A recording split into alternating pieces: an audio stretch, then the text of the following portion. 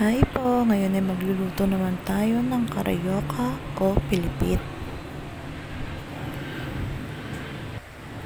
Kailangan lang po natin ng 2 cups ng glutinous rice. And then 1/2 cup ng all-purpose flour. And then pagkakahaluin lang po natin yung ating dry ingredients.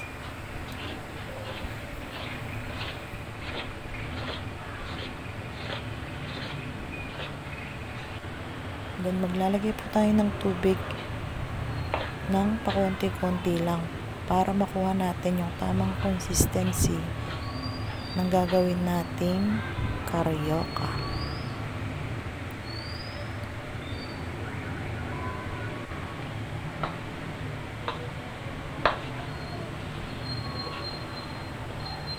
Haluin lang po natin.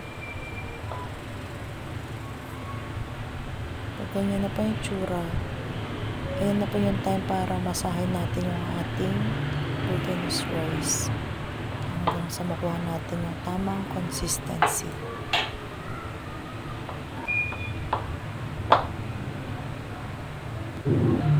Ayan, pwede na po tayong gumawa ng ating mga sariling design.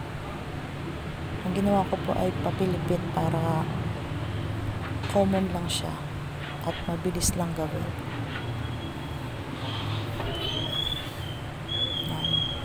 Roll lang po natin and then ayan, ito twist lang natin siya.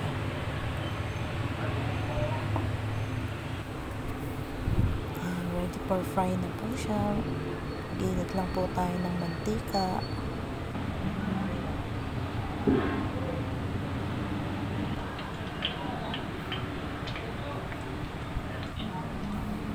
Kapag kaluto na po yan, pusa po siyang aangat sa mantika. Yun yung time para masabi mo pwede na siyang baliktarin or hanguin.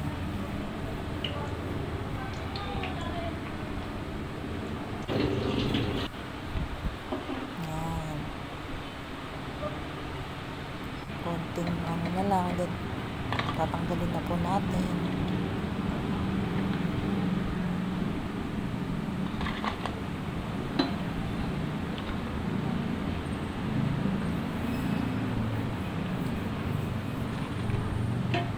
After nyan, magkakaramelize naman po tayo ng sugar.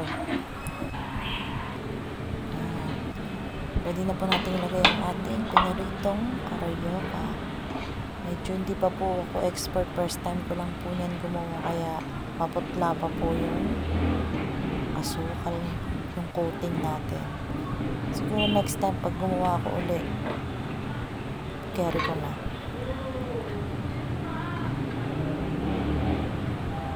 Pero not bad for the first timer. Ayan, luto na po ang ating karyoka o pilipit. Thank you for watching. Follow me for more.